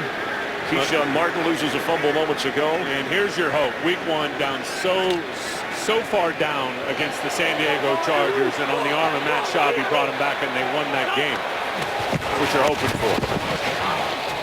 Andre Johnson has a first down at the 44-yard line. This is what I'm talking about with Matt Schaub. When they protect him and it's all clean and it's on schedule, I mean, he's just going to put his foot in the ground and the ball comes out. Good decision, good accuracy. He could almost do it in his sleep. And a couple of good examples here of him getting to the back spot of his drop, letting it go, very accurate. And now when he's got to start moving his feet, as I like to say, get off his spot, completely different quarterback. Are you calling him a system quarterback? I call him a great manager of the game. Most quarterbacks take a bit of offense to that. Yeah, I mean, you know what? Peyton Manning's a great manager of the game. He manages the offense. And that's the thing now with Matt Schaub is, I think in today's game with all this speed and all these pass rushers and these spread sets, Chris, if you don't get it out right away, you got to be able to run and elude some of that pressure and extend plays. Arian Foster. Looks like he's short of the first down and stays in bounds as the clock runs. You know, Schaub there was a disturbance at his house in the neighborhood, not a gated community. He's had fans come by before, but security was called. He has 3 daughters, concerned for, he says, I'm at work all day. I just want to make sure everybody's okay. But he did say that when times are tough, and mentally this is the toughest stretch in his 10-year career, he leans on his wife and his folks to help him through it. Shame on the people that are giving him a hard time. Foster has a first down for the Texans inside the 40. You know what I mean? And making it personal. Matt Schaub is trying as hard as he can and doing the best he can. Yeah, at times it's not been good enough. Excuse me. Lay off. Yeah, I don't know. And I wouldn't call them fans. Those are people who are out of control, and hopefully justice will be brought to those who have crossed the line. But he says he has no plans on moving. Enjoys where he lives. Pass complete. Andre Johnson inside the 35. I'm surprised that the Texans, although they moved the ball early and couldn't get it in the end zone, just with Cortland Finnegan out and that young secondary of the Rams, that they were not able to take more of an advantage in the first half. Well, it was going so good for them on the ground. I mean, they were shredding St. Louis on the ground, and then they'd get in position and shoot themselves in the foot with a penalty or a turnover.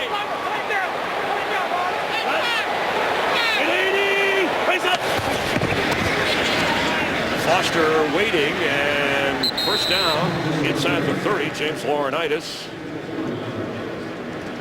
right at the marker. Let's see where they spot it. Oh, that's a bad spot. So it's not going to be a first down. It's third.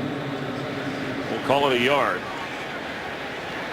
Our yellow line. Ooh, that is close. Superimposed. That is really, really close. That is a bad spot. You're right. just, Marion Foster looked like when he fell down, that ball was right on the line to gain.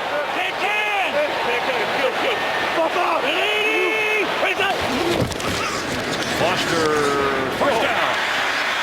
And from behind, almost like a tomahawk, William Hayes tackle.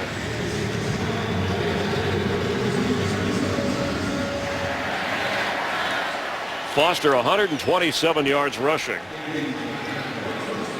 You talk about getting skinny through the hole. I mean, there was such a little crack there. St. Louis had a pretty well defended with their defensive line and linebackers. Foster found a crack and, they like to say, got skinny and picked up extra yards. Ben Tate is in from the 23. Shot goes down. Chris Long. And the ball is out. The play is blown. Looks like it has been blown dead for a sack, but no fumble. And Schaub is reaching for that right ankle, lower leg area.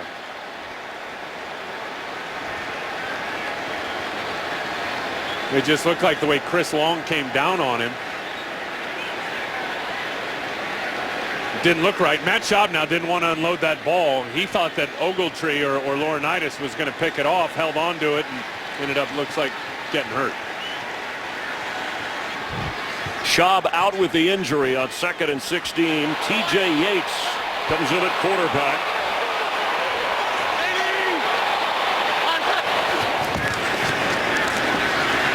Underneath, behind, but caught by Foster.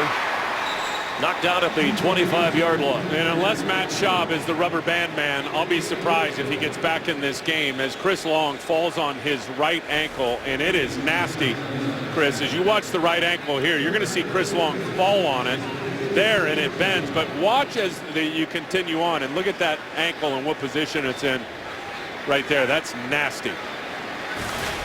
Yates got to play in the 49er game in relief of Schaub. On 3rd and 12. Pass on target to Foster. Going to be short of the first down.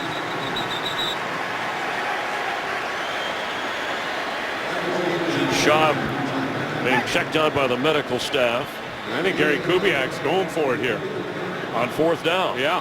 It looks like Ben Tate's checking in. Down 25 points with 17 and a half minutes to go here. And it's a knee and ankle that the medical staff is checking on Schaub. Yates capable of running, more athletic. On 4th and 5.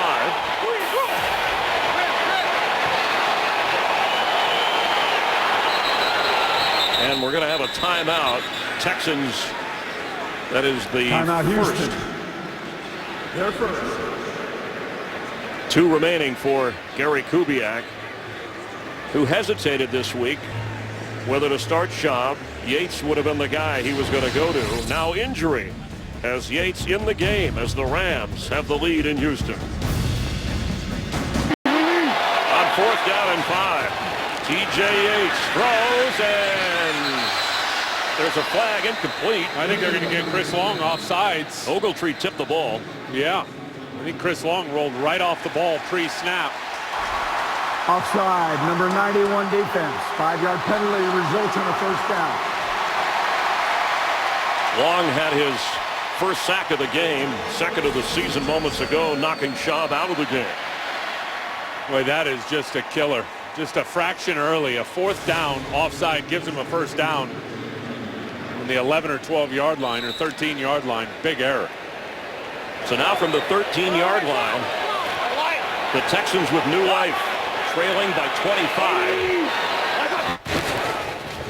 Foster gets inside the 10-yard line. Yates in his 3rd year from North Carolina, 5th-round draft pick coming in relief of Schaub. Well, and played well. And remember, I mean, they got into the playoffs, Cincinnati, and then went up to Baltimore, and the team played well. They ran the ball good, but I want to say it was 3 interceptions in that playoff game against the Ravens that really derailed this Houston team. His rookie year, he had 5 starts when Schaub was hurt. He had the foot injury there. Yates, incomplete for Greg Jones. And they're working on the ankle of Matt Schaub. I'll tell you, if he gets back out on the game from what we saw and how that ankle was contorted and moved around, he deserves a lot of credit in the toughness category. 3rd and 6. Texans went for it on 4th and 5, so they've got 2 downs to do something with this. Chris, he can't move with 2 legs. Imagine one for Matt Schaub. I don't know that it would be wise to put him back in this game. Underneath, and that's Posey, who somehow held on, but he's short of the 1st down. Rodney McLeod was right there with him. Oh, you went for it last time. You got to go for it again here. It was a penalty that helped Kubiak. Chris Long offside, gave him the 1st down. Now it's 4th and 3. Under a minute to play here in the 3rd quarter. The Rams have busted it wide open and knocked Schaub out of the game. Double this guy, Garrett Graham, and make Yates make a great throw to the outside. Yates, it's intercepted. Going the other way is Alec Ogletree. I think he's going to score. Touchdown Rams.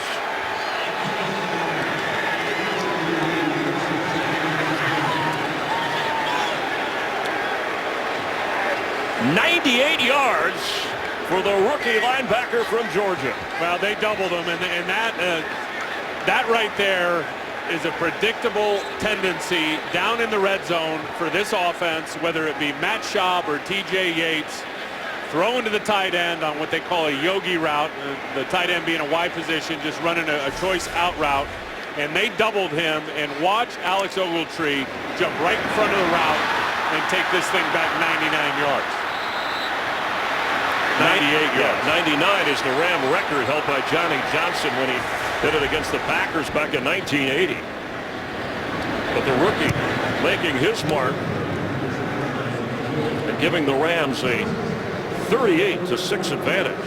Now the Rams certainly played the predictable tendency right there, going to the tight end, had 2 over Garrett Graham. That wasn't even close.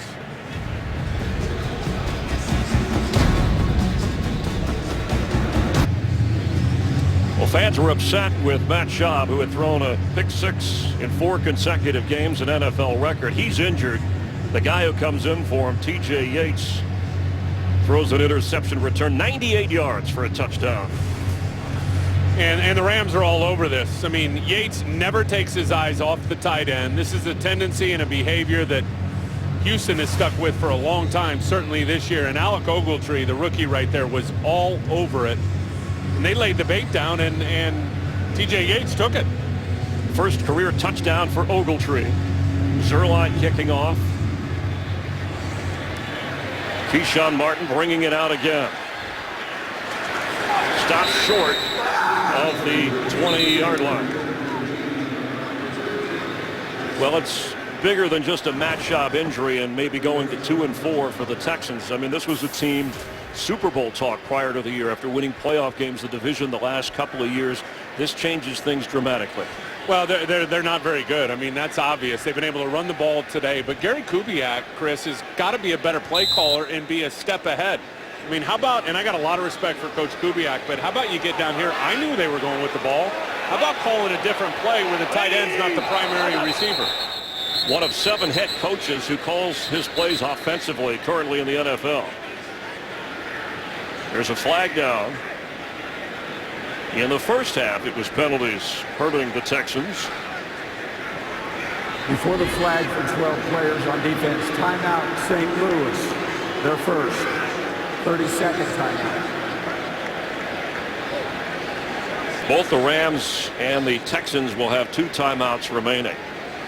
And the Rams, when you think about, they won their opener against Arizona, but then gave up more than 30 points to Atlanta, Dallas, and San Francisco, all losses, before Jeff Fisher came back, pulled his little stunt, said it's a new season. They won against Jacksonville at home and an important game on the road, and it increases their chances. And you've talked about who they're chasing in the division, but to get to the playoffs, obviously the Seahawks, the 49ers, and teams they'll have games against down the road. What a nice job Jeff has done here. Very young football team. I remember going into last season, Chris, for 5 years, they won 15 games, and then 7-8-1 last year. I think they really gained confidence in the game we did when they tied San Francisco. Foster carries. Let's get a game break and check in with Kurt Menefee. Nick Foles' second touchdown pass of the day, a beautiful strike to Riley Cooper. 47 yards on the score, put the Eagles on top of the Buccaneers 21-17 as they get late in the third quarter. Chris and Tim. All right, thanks, Kurt. It's been all Rams as the Texans have TJ Yates letting the quarter run out. We're going to the fourth quarter in Houston. The Rams on their way to 3-3.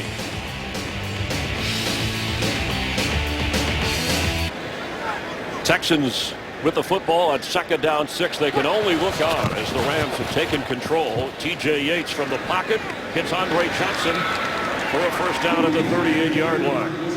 It's not all about numbers. Statistics can be misleading when you look at the yardage in this game. Well, think about this, and the Rams don't even have 200 yards of offense in this game. And looking at the scoreboard there, they got 38 points. Houston has got 340 yards of offense. They've got 6 points.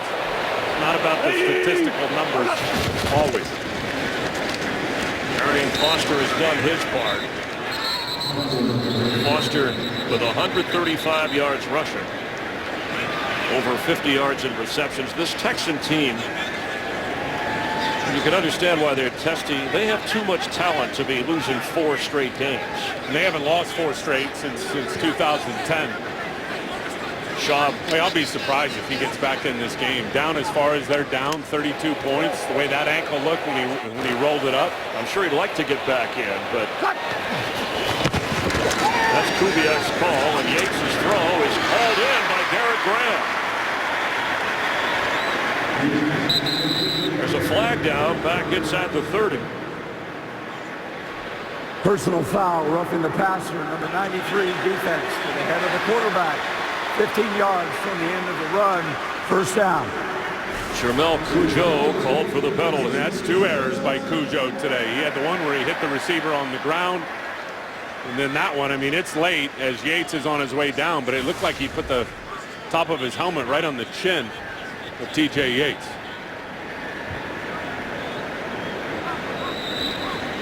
The Rams have sacked the Texan quarterbacks 3 times. Bradford has not been sacked in this game. They go with his 3 touchdown tosses. Houston trying to find something positive with Yates running the show. On first down, Johnson inside the 15. And it's another Houston first down. Now, that was a nice throw. I mean, he scissored that right in between the corner and the outside linebacker. Grabbing his elbow there. That was good ball location. Pickup of 12. When you watch, I mean, he's going to throw it right inside that outside linebacker. You see Dunbar trying to get in the throwing lane. Well done.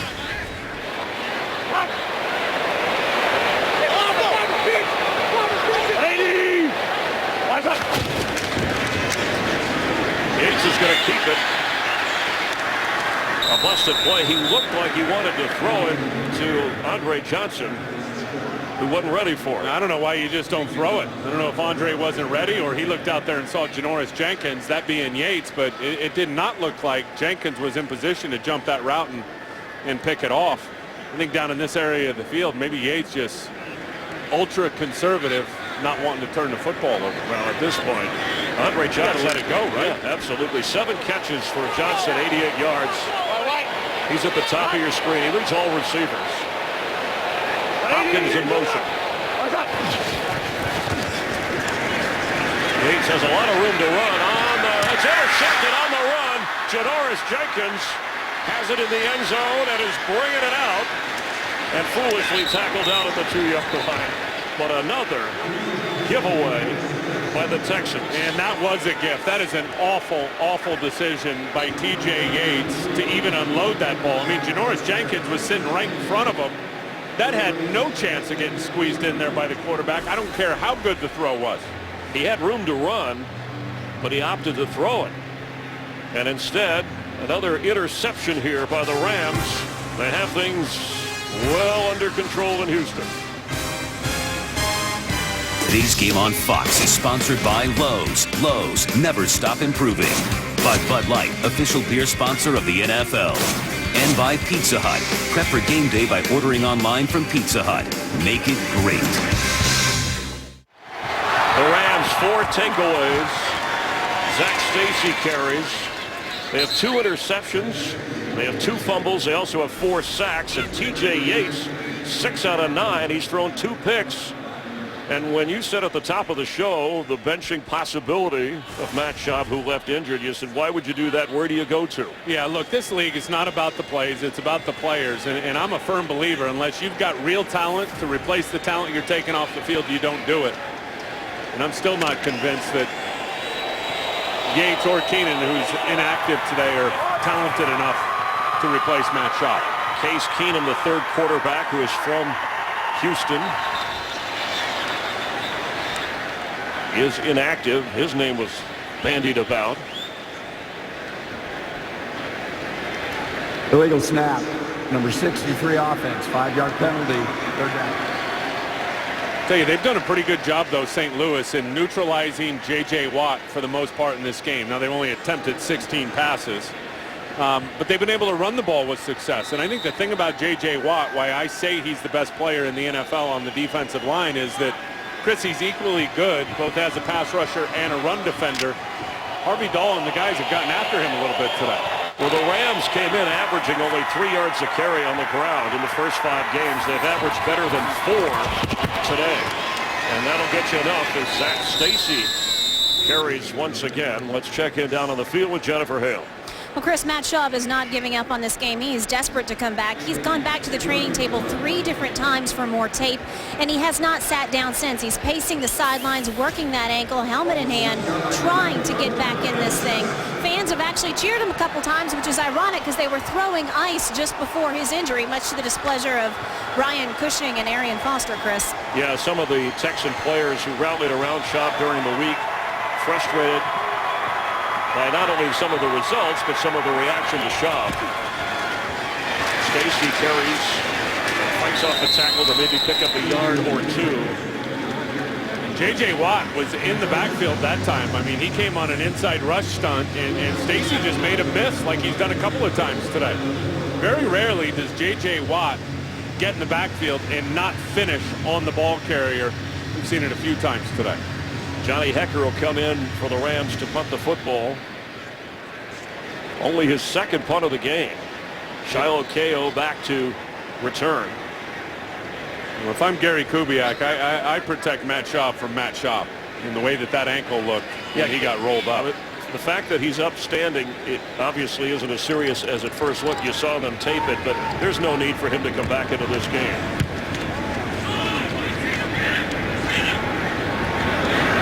Ko has it and knocked down at the 48-yard line of the Rams.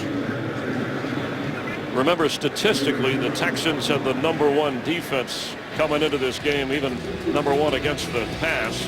Yeah, there's been turnovers, but the Rams have tore them up. Let's hope they don't start asking for Dan Pastorini. It's TJ Yates from the 47 and gives to Foster, who gets down to the 41. Let's check in with Kurt Menefee for a game break. Well, the Packers lost both James Jones and Randall Cobb to knee injuries, but just how deep are they? This is Jordy Nelson, wide open, 64 yards from Aaron Rodgers. First touchdown of the game, they lead at 16-3 in Baltimore. Chris and Tim. Thanks, Kurt. And interesting in that division, with Detroit losing at Cleveland and the Vikings losing at home, should help the Packers. As Foster carries. Well, Tim, if you're owner Bob McNair, and he's a passionate guy who's done a lot of what he could do and been very patient with Gary Kubiak in trying to get this organization to the Super Bowl. You're embarrassed on Sunday night on the road, and there is Bob McNair with San Francisco. Your coach makes the decision to stay with your quarterback, and now at home, the wheels come off. Where do you turn next? Well, it's a bottom line business, right? It's about wins and losses. I will not be calling for the head of Gary Kubiak in week 6. There's a lot of football left to be played. But do you see enough here for this team, this franchise, to turn it around? Well, the point is that window of opportunity is slamming fast when you look at the age of your quarterback, the age of your #1 wide receiver.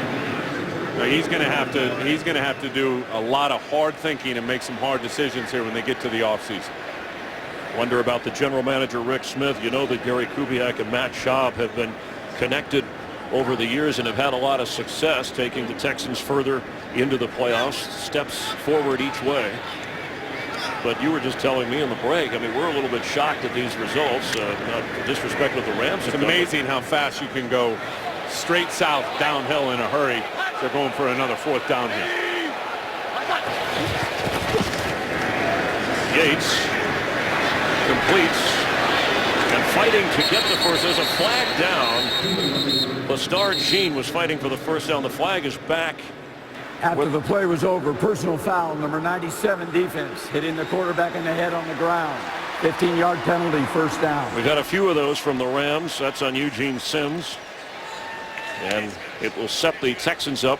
Still looking for their first touchdown today. Look, and you're going to see what it looks like, and it's Eugene Sims out there at defensive tackle, right defensive tackle, elbow to the chin, right there. Well, some of the things that used to happen to these quarterbacks 15, 20 years ago versus that, incredible. Yates is 6'4", 220 pounds, so he can handle the pounding. From the 21, that's Ben Tate. Here comes a flag from behind the quarterback. Texans started out with a couple of tough wins. San Diego and Tennessee in overtime. I would say they've been behind in every game use this of the year. hands to the face, number 97 defense, 5-yard penalty from the end of the run, automatic first down. All right, so that's why Sims, another penalty on him, time to go to the bench. I got to yell at you for a little while. But on their way to their 4th straight defeat are the Texans, and the Rams winning on the road after last week. Jeff Fisher's team put it together at home against Jacksonville.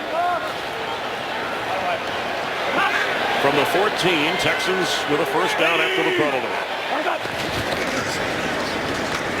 Tate knocked down. The red zone miscues have been the story for Houston. As you said, they moved the ball, but the turnover, starting with the Hopkins fumble when they were inside the 15, and the Keyshawn Martin return, fumbled into the air. And the 3 turnovers in scoring position. This interception that goes all the way back for a touchdown. This interception in the end zone in scoring position. You talked about the fumble by DeAndre Hopkins in scoring position, and then the 4th one with Keyshawn Martin. He's back on his own goal line. And look, if you're Gary Kubiak, I mean, they got good players. They can move the ball. They can stop people. They got good statistics. I mean, the players have got to start cleaning up their game. It's that simple. Yates incomplete. Chris Longo, he got his arms up and tipped that ball away. And Schaub headed to the locker room. There is a flag down. Offside, number 94 defense, 5-yard penalty, repeats second down. He's getting sloppy for St. Louis here at the end of this game. Rams have 7 penalties, trying to catch up to the Texans, who have 8 total, but they had 7. Did Houston in the first half. And I know Jeff Fisher has been upset about the penalties on special teams for his squad. They were flying in yesterday from St. Louis, and because of storms in the area, had to circle and wait, had a bumpy ride. Ben Tate carries. And the Ram players said they got through the delay and the turbulence by watching the Cardinals go up 2-0 on the Dodgers in the NLCS. In fact, Jeff Fisher, who grew up a Dodger fan in Southern California, now a Cardinal fan, texting Mike Matheny prior to the postseason, wishing him luck, and Matheny did the same for this Ram team. Now 3rd and 1.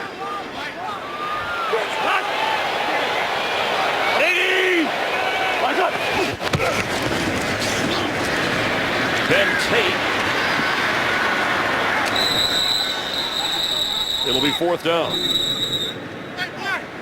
Kendall Langford and Darian Stewart keeping Tate from getting the 1st down.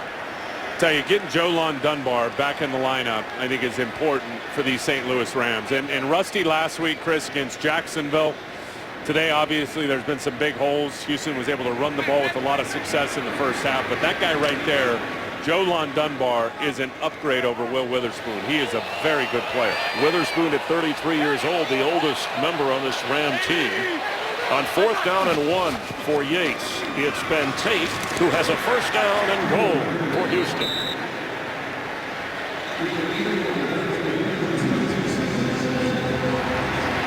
Under 5 minutes to go.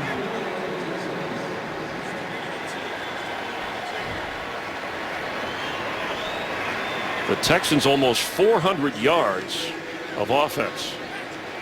Given away 100 on penalties and given the football up 4 times. And you looked at this matchup, at least I did coming in, and thought, what a great matchup for Houston. If they can run the ball against that beat-up secondary. Ben Tate to the goal line. Kendall Langford on the stop. Well, you know, they did run the ball. Foster over 140 yards. That's right. They ran it with a bunch of success, but once again, as Kubiak has said it all year, we don't recognize ourselves with the penalties and the turnovers. And Schaub did not throw an interception, 15 out of 21. He did not throw a touchdown pass either, obviously, with the score, but Foster has played hard for this team today, as he has throughout the season. And he's told us the other day they are not in panic mode at this point. Wonder if they are now. Ben Tate carries.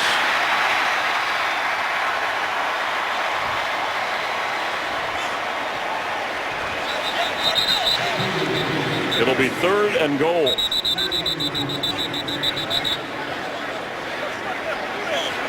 Ram defense digging in with a little pride there. You know, you being an old defensive lineman yourself, you don't want any cheap touchdowns given up late. Yeah, low man wins, baby. Let's watch here, because from up here, it looked like old Tate had surged in. Hard to see with all those bodies. And right there, Dunbar pushes him back. Here comes a challenge, Tim. I think we're... Yeah, this is... I mean, is there visual evidence to overturn this thing? There's Tate's helmet. You can see his whole body's across, but I can't find the football if the football's across. Houston is challenged. Ruled no score, but being challenged. Today's game is sponsored by Ram Trucks, Guts, Glory, Ram.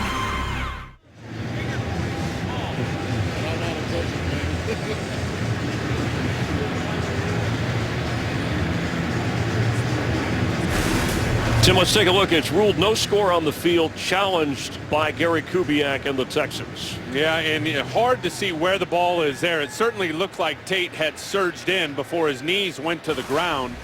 It's really the other angle. Field stands. Yeah, no visual evidence to turn it over. There was one angle from the backside where Houston will be charged their 2nd timeout. Where it did look like the ball was over the goal line. As you look at Tate here, smashing it up inside. Just look for that pink sleeve, that elbow sleeve, right there. And you see where the ball is, but visual evidence. And replay had that angle. That one to me looked like that ball was over the plane of the goal line. Lose the challenge, lose the timeout. They're losing the game, but the Texans have a chance to get in the end zone on 3rd and goal. Hand off, Tate. Touchdown! I don't want to give that one to him either. There, finally. There we go. Touchdown, Texans. I heard somebody yell it, but it wasn't a referee.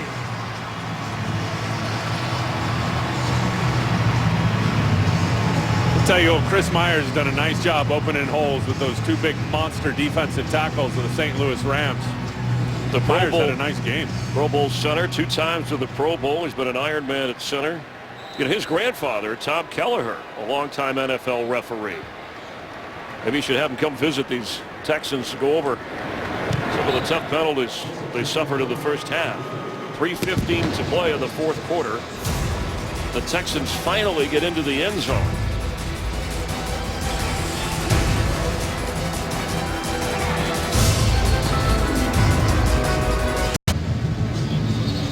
Bullock ready to kick off. Do you bother with an onside kick? I don't even want to get anybody hurt. It is a 4-score game here, down 25 with a little over 3 minutes to go. You see the percentages, something teams work on, but in games, very rare that it's effective. Tavon Austin just falls down at the 10-yard line. Fox tomorrow, it's everybody's new favorite drama. Sleepy Hollow has critics raving unlike anything else on television. When a mysterious child is found from another era, does he carry a deadly secret? See why everyone is hopelessly hooked on Sleepy Hollow. It's all new tomorrow night at 9 Eastern, 8 Central on Fox. That touchdown scored by the Texans was their first touchdown since week 4 in the second quarter at the 6:11 mark against Seattle. Shocked at the demise of this team here this year, really.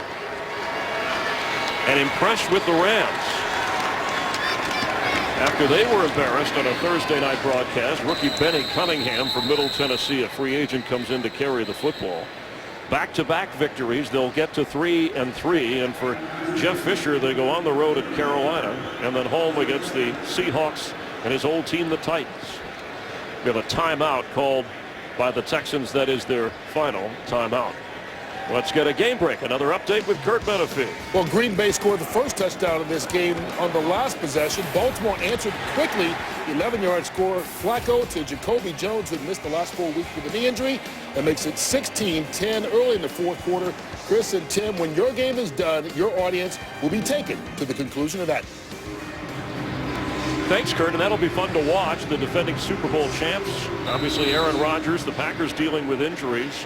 But how about the way that Sam Bradford has played? Tim, you talked to him about having to throw 40 times a game on average. He's put it up only 16 today. Yeah, he talked about growing pains, trying to find their identity. I think they found it.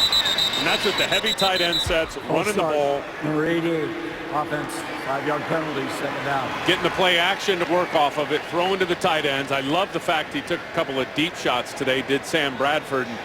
And that's 6 touchdowns to 0 interceptions in the last 2 games. And as a matter of fact, what I love about it is Jeff Fisher was telling me last night, or telling all of us, that as good as Sam was last week against Jacksonville, and with Schottenheimer dialing up those plays and Sam executing, he said he was agitated after the game because he knows he left some big plays out there. Cunningham carries again. Sam Bradford in his 4th year, first Native American to win the Heisman Trophy, and his blazing start continues for him personally as a pro with 13 touchdown passes and only 3 interceptions. I knew this guy had it when he said he started on varsity basketball in high school as a sophomore, playing 2-guard, crossover dribbled somebody and just rip dunked right in the face of a senior center. I said, Sam Bradford's got a little something to him. Well, in the core of this team with Bradford, and you talk about the young running backs they have, guys like Brian Quick and Austin Pettis and Jared Cook. The offensive line does its part. This is tough running from Cunningham. Well, I think they found their back also. I mean, Harvey Dahl and all the guys have done a very good job on J.J. Watt today, but Zach Stacy, that 5th-round pick, he's been his own best blocker a few times today, breaking tackles at the line of scrimmage. We have reached the 2-minute warning here in Houston, where the Rams have come to town and built a 38-13 lead. Coming up, the Pepsi Game Break Show with Kurt, Terry, Howie, Michael, and Jimmy. All the scores and highlights from around the league. The Fox Sports ticker as well, with statistics and bonus coverage of the Packers and Ravens. And later, the Saints and Patriots, a doubleheader day on Fox.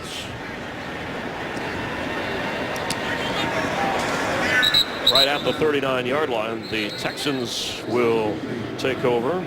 We mentioned the Rams' schedule, brutal.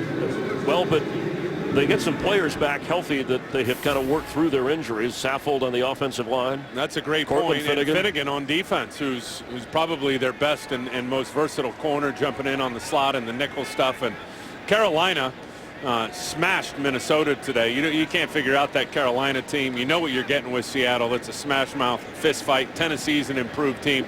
Indianapolis, quietly one of the better teams in the AFC. We get the opportunity to do that game. It's a tough schedule. Couple that with the NFC West for the St. Louis Rams. Ben Tate. And for the Texans, who are now 2-4, they go to Kansas City. The Chiefs right now still undefeated and leading against the Raiders at home, that bye. But They still get the Colts twice, who lead the division. They've already beaten Tennessee in the division, and they'll get the Titans one more time. So if they can get it right and end the 4-game losing skid, as you said, the 6-week mark is too early to fold the tents. Absolutely, and Gary Kubiak knows that. And they've got to fix themselves, though, for sure, with all of their self-destructive wounds in the penalties and the turnovers. Chris, 4 of their last 6 are in the division. It'll be there for them, but they got to win some games so they don't get too far behind in terms of the record against teams like the Indianapolis Colts. When we opened the broadcast, we talked about the Rams searching for their identity, and the Texans maybe having lost theirs on offense. They have to get it back, whether it's with Schaub or somebody else. Owen Daniels out of this game and out for the next 7 weeks. It's got to be Schaub. I mean, it's got to be Schaub, with the exception of that ankle if he's not ready to go. I mean, they'll get some MRIs and some x-rays on that. It looked bad. This is a Mike Burks production, directed by Michael Frank. Scott Katz helping out. Bill Cullen in the truck as well, as that pass is almost intercepted. Our thanks in the booth to Emmett McGuire and James Petralka. Computer graphics with Mark Sosna. Saz with the mustache too. Our entire, always smiling, always upbeat. Our production group on the road every week that tries to bring us the best no matter what. There's some of the guys and gals who help us out, and a lot more videotape and our camera crews around the stadium. Pass is caught just at the 30. And you sit and you talk to players and you review the video, and you just never know on Sunday what kind of game you're going to get. It is high drama, this league, each and every Sunday. You can't call them anymore. You got to sit and wait and react. Ball's out as Yates gets hammered. Looks like the Texans are on top of it, and that pretty much describes the day for the Texans. The Rams with a 38-13 blistering on the 5th sack of the game, as Sam Bradford and Jeff Fisher go to 3-3. For Tim Ryan, I'm Chris Myers. Let's head to Kurt Menefee.